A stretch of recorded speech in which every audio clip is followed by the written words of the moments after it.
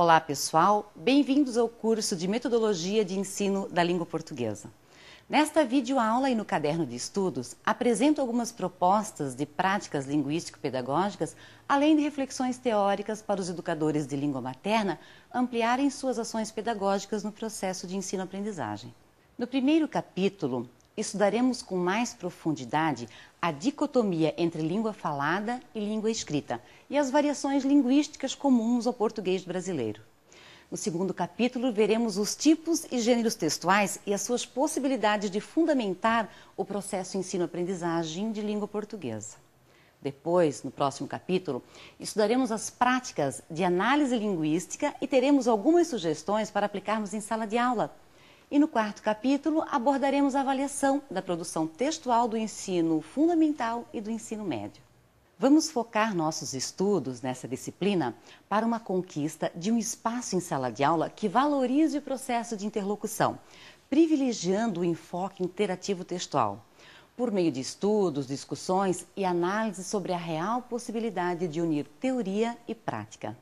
Nesse sentido, investiremos aqui em uma tentativa de refletir sobre os problemas que implicam o ensino de língua portuguesa, considerando que é muito presente a ideia de que a escola ainda não valoriza a realidade linguístico-social de seus educandos, como deveria ser.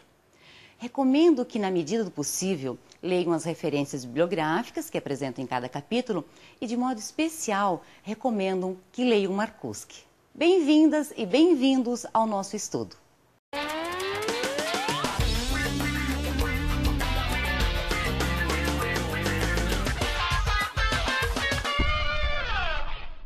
O primeiro capítulo tem como objetivos compreender o fenômeno da comunicação humana e suas variações linguísticas, associar funcionalmente a fala e a escrita dentro de um quadro mais amplo das práticas sociais e dos gêneros literários e relacionar funcionalmente elementos da comunicação aos objetivos que originam.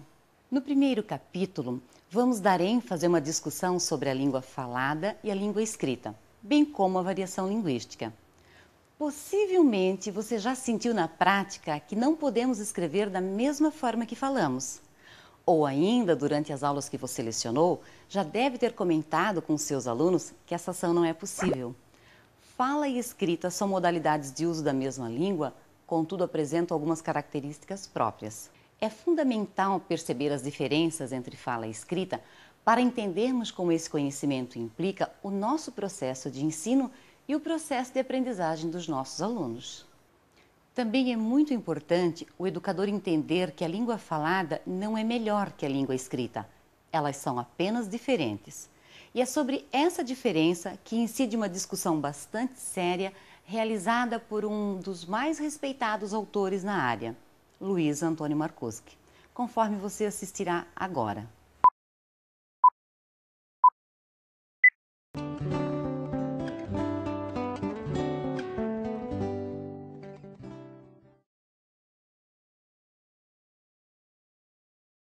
Um fato ninguém pode esquecer. Todos falam e alguns escrevem.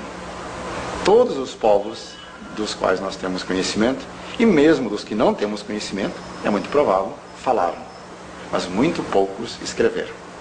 Hoje em dia, inclusive, existem em torno de umas 4 a 5 mil línguas faladas no mundo. Dessas, menos de 10% tem escrita. Se nós fôssemos fazer uma análise do nosso dia a dia, desde que a gente acorda até quando vai dormir, provavelmente nós iríamos descobrir que mesmo os que mais letrados são, os que têm maior grau de letramento, vão utilizar mais de 90% do tempo falando e uns 10% do tempo escrevendo. Tanto assim que hoje, se a gente vai observar, para definir uma pessoa educada, a gente praticamente diz quando uma pessoa é escolarizada. Quem não escreve, quem não tem uma educação formal na escola, etc., não é uma pessoa educada nos dias de hoje. Ou seja, a escrita tem uma grande importância, uma grande supremacia, um grande valor. O que nós queremos fazer aqui é mostrar que isso é um equívoco. Tanto a oralidade como a escrita são fundamentais. São duas maneiras de as pessoas organizarem seus discursos, praticarem as suas interações no dia a dia, sem que uma seja mais importante do que a outra. Cada uma tem seu lugar. São práticas discursivas que não concorrem, não competem.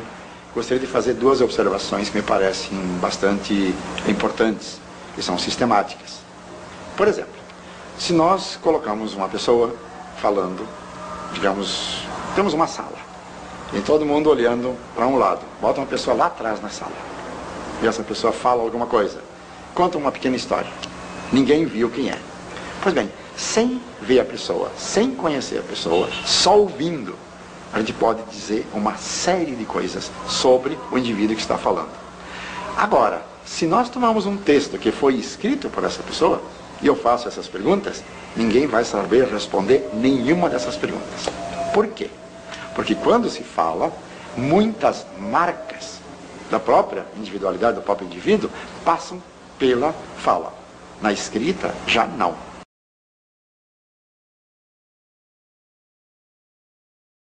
Tão importante quanto estudar as características da fala e da escrita, também é essencial identificar e valorizar a variação linguística em nossas aulas de língua materna. A escola é considerada uma das entidades mais influentes na formação de uma pessoa.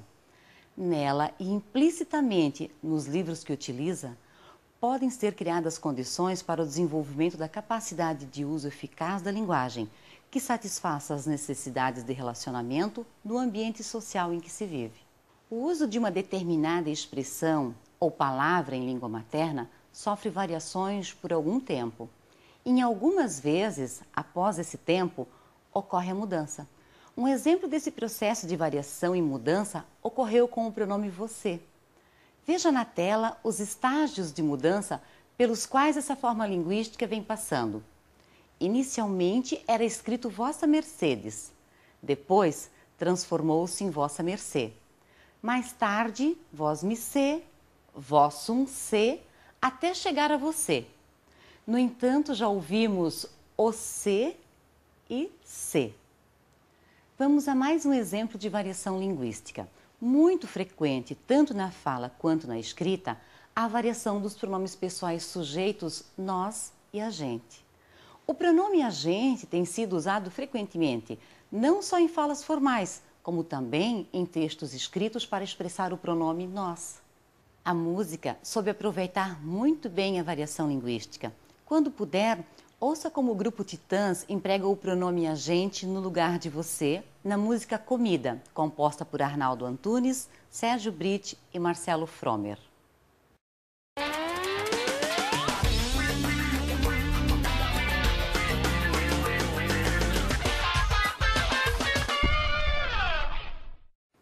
O segundo capítulo tem como objetivos distinguir gêneros e tipos textuais, compreender a importância dos gêneros textuais no ensino da língua portuguesa e elaborar atividades textuais com base no estudo dos gêneros. Por muito tempo, o ensino de produção escrita em língua portuguesa ficou restrito a 3 tipos de texto: narração, descrição e dissertação. Esse trio, por longa data, foi o único tipo de texto que a escola ensinou ou tentou ensinar. As consequências dessa metodologia são o grande número de alunos que não possuem proficiência na língua materna escrita, principalmente quando participam de seleções e avaliações mais criteriosas fora do ambiente escolar. Mas antes de planejarmos nossas próximas aulas de língua materna, usando como estratégia uma produção textual, vamos compreender bem a distinção entre tipologia textual e gênero textual. A definição de gênero textual tem a ver com a sua inserção na vida social dos indivíduos, vida cotidiana, científica, escolar, religiosa, jornalística, entre outras. De forma bastante simples de compreender, o quadro que segue nos dá maior visibilidade em relação às duas definições, gênero textual e tipologia textual. Acompanhe na tela. A constituição da tipologia textual tem como base textos com sequências linguísticas, enunciados, que se apresentam no interior de um gênero textual. Já a constituição do gênero textual tem como base situações comunicativas que apresentam atribuições e funções que se cumprem na vida cotidiana. Exemplos de tipologia textual temos narração, argumentação, exposição, descrição e injunção. E exemplos de gênero textual podemos citar carta comercial, receita culinária, inquérito policial, aulas virtuais, biografia, editais, telefonema, resenha, cardápios, propagandas, memorando, entre muitos outros exemplos. Os determinadores da tipologia textual são aspectos de natureza linguística, como o léxico, que é a ortografia, a sintaxe, que é a concordância, a regência, acentuação, pontuação e entre outros aspectos. Enquanto que os determinadores do gênero textual, além dos aspectos linguísticos, ainda contamos com o estilo, o conteúdo, o canal e a composição e função. Com a observação no quadro apresentado, entendemos que os tipos textuais sempre estarão presentes dentro dos gêneros textuais. De fato, para produzir um anúncio, por exemplo, estaremos descrevendo algum produto ou objeto.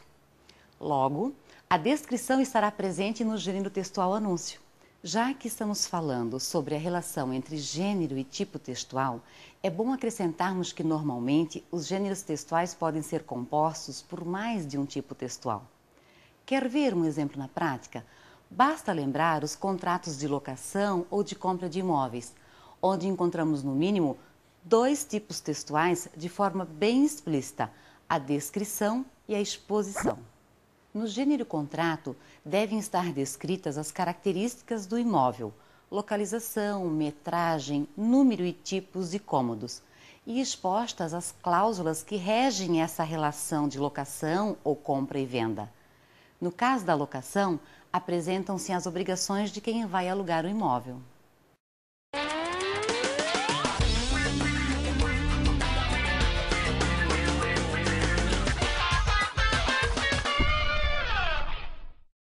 O terceiro capítulo tem como objetivos compreender a língua padrão por meio da produção textual, refletir sobre a organização do texto escrito com ênfase nos gêneros textuais e desenvolver atividades práticas contemplando as estratégias estudadas. É momento de pensarmos em como vamos trabalhar com nossos alunos do ensino fundamental e médio no que diz respeito ao ensino da língua materna.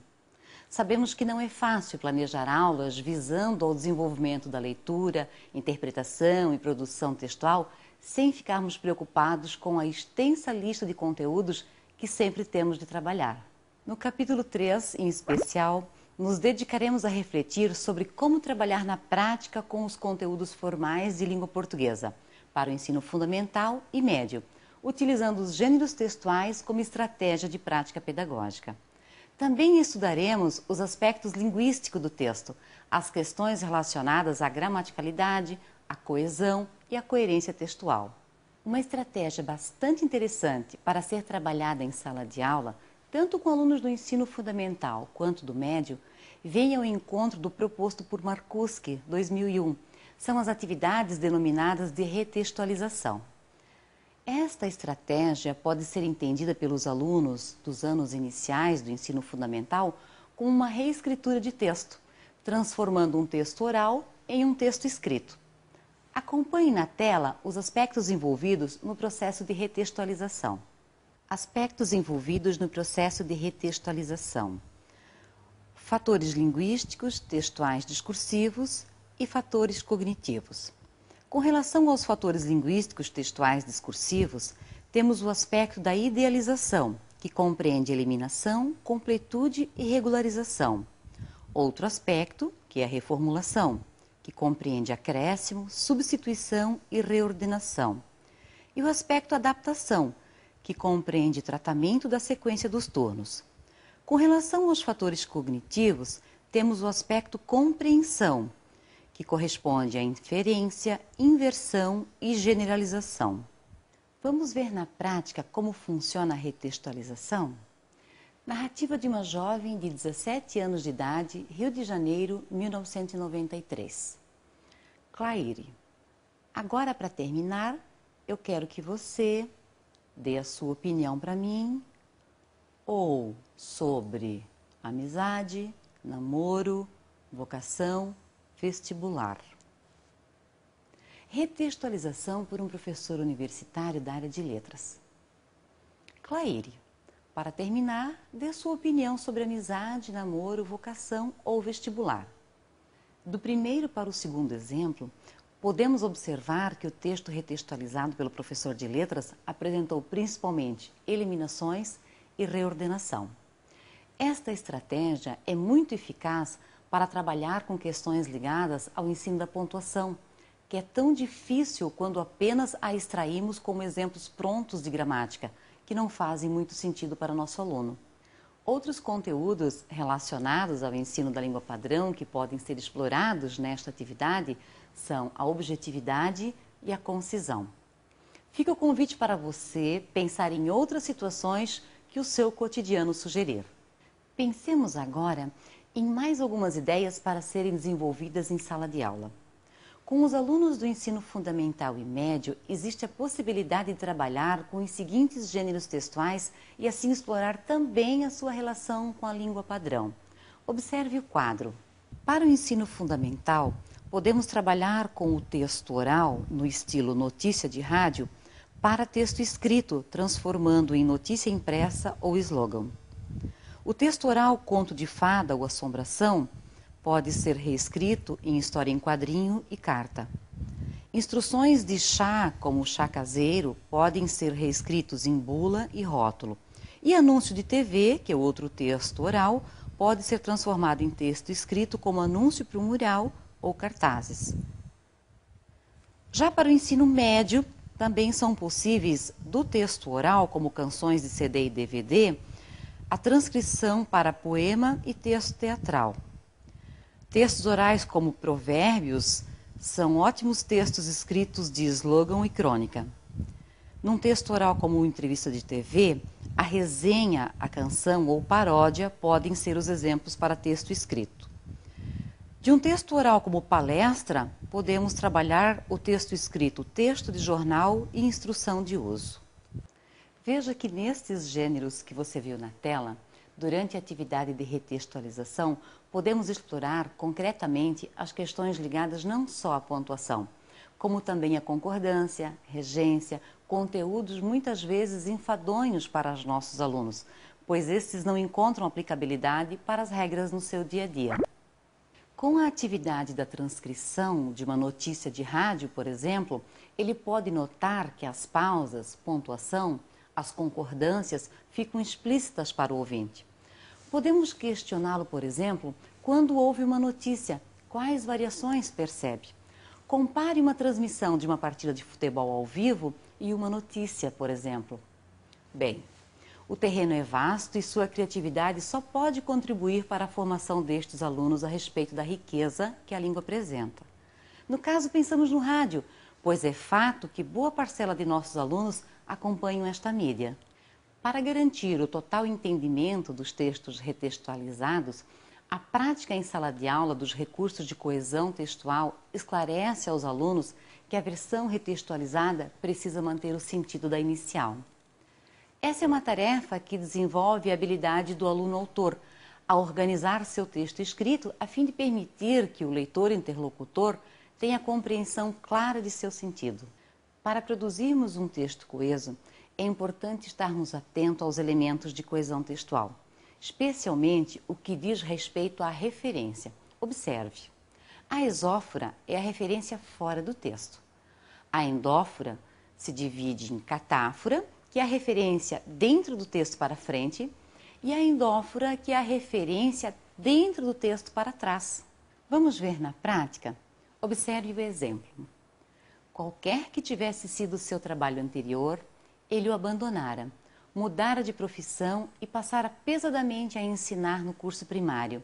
Era tudo o que sabíamos dele, o professor, gordo e silencioso, de ombros contraídos. No exemplo que você acabou de ler, apenas na última linha do texto tivemos acesso a quem se atribuíam os pronomes seu, ele, dele, ou seja, ao professor.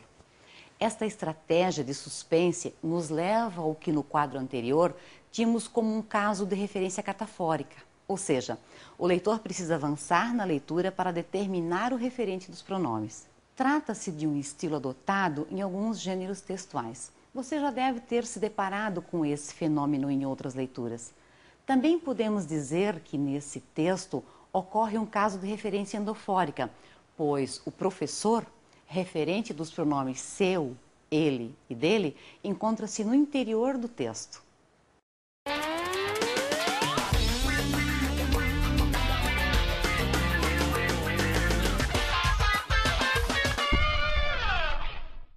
Para finalizar, estudaremos a avaliação da produção textual. A avaliação dos textos dos alunos dos anos finais do ensino fundamental e do ensino médio, por vezes, tornou-se uma investigação de deslizes ortográficos, falta de pontuação e acentuação. Os critérios de avaliação da produção textual nem sempre estão articulados com os objetivos da aprendizagem. Frente às inúmeras queixas dos professores quanto à falta de correção gramatical, coesão e coerência textual, léxico reduzido e até a falta de caligrafia nos textos de seus alunos, é interessante revermos o que de fato está sendo focado como objetivo de aprendizagem de produção textual e quais são os critérios estipulados para a avaliação dos textos. Para ajudá-lo nessa tarefa tão árdua, apresentamos um quadro elencando os critérios referentes aos fatores externos e internos aos textos, que irão contribuir para a sua prática, quando você, professor, realizar a avaliação das produções textuais de seus alunos. Há fatores que estão relacionados à organização interna de um texto e que você deve discutir com os seus alunos antes de solicitar uma produção textual. Explique o que cada critério significa. Eles precisam dessas orientações. Unidade de sentido. Um texto deve sempre se referir a algum assunto ou tema. O escritor tem de contemplar começo, meio e fim. Finalidade de texto e tipo de discurso proposto.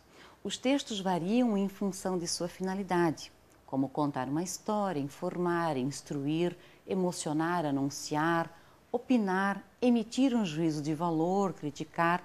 A finalidade do texto determina seu gênero. Outro fator é o emprego dos recursos coesivos. As ideias precisam estar organizadas numa sequência lógica e precisam estar completas. O texto precisa ser coerente para estabelecer um sentido. E há os fatores que estão relacionados à organização externa de um texto, como o emprego dos recursos coesivos. A coesão é responsável pelas ligações estabelecidas no texto, pelo uso de recursos linguísticos com os quais se tece o texto. Outro fator ainda é o uso adequado de parágrafos. O texto precisa ser segmentado em parágrafos. Cada parágrafo deve apresentar o desenvolvimento de uma ideia central relativa ao tema tratado. Outro fator é o uso adequado dos sinais de pontuação. O emprego adequado da pontuação contribui para o sentido, a coerência do texto. Ainda também a observação das regras de flexão e concordância, utilizar adequadamente as flexões de número e de gênero, estabelecer as devidas concordâncias entre as palavras. E, por fim, a observação das regras ortográficas e de acentuação, oportunizar ao aluno o uso do dicionário para a correção dos próprios erros. Para você ampliar seus conhecimentos sobre esse assunto, sugiro assistir ao trabalho realizado pelos alunos de graduação de um curso de letras sobre coerência e coesão em situações de ensino. O programa de hoje vai apresentar a você, professor, como lidar com coerência e coesão em situações de ensino. De acordo com os dados do SARESP, o desempenho dos alunos da disciplina de língua portuguesa caiu entre os alunos do 7º e 9º ano. Deve-se levar em conta que parte desses índices é contemplado pela qualidade das redações dos alunos. Veja.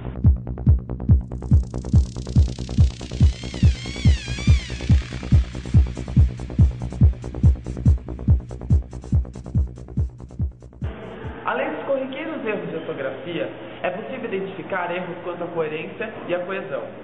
A coerência é responsável pelo sentido do texto, portanto, fator fundamental da textualidade. Abrange não só aspectos lógicos e semânticos, mas também cognitivos. Dessa forma, a coerência está ligada à interpretação de texto por parte do interlocutor, ou seja, está diretamente ligada à interlocução. A coesão é responsável pela unidade formal do texto. Constrói-se a partir de mecanismos gramaticais e lexicais. Se a definição de coerência é dar sentido ao texto, a de coesão é amarrar as ideias. Depois que muitos vestibulares começaram a adotar como critério o peso das redações para fins avaliativos, as escolas começaram a inovar a prática de produção textual. Para isso, desvencilharam a escrita da gramática. Porém, segundo os parâmetros curriculares nacionais, existe a necessidade de trabalhar e avaliar todos os aspectos da linguagem a partir do texto. E a escrita dos alunos não só a partir da forma, mas focando também a coerência. A seguir, veremos uma redação de um aluno do Ensino Fundamental 2. O gênero escolhido pelo professor foi carta. É importante que o professor delimite as diretrizes do gênero escolhido.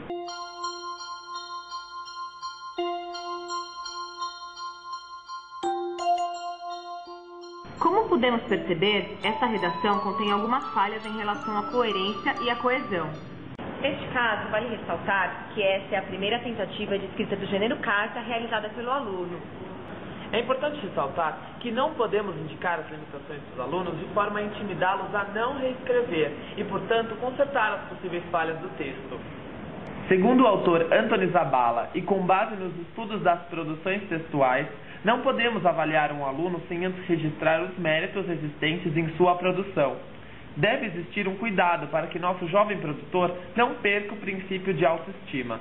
É essencial relacionar os conteúdos com o que os alunos sabem e vivem, garantindo experiências para que possam explorá-los, compará-los, analisá-los conjuntamente e de forma autônoma, utilizá-los em situações diversas e avaliando a situação em seu conjunto.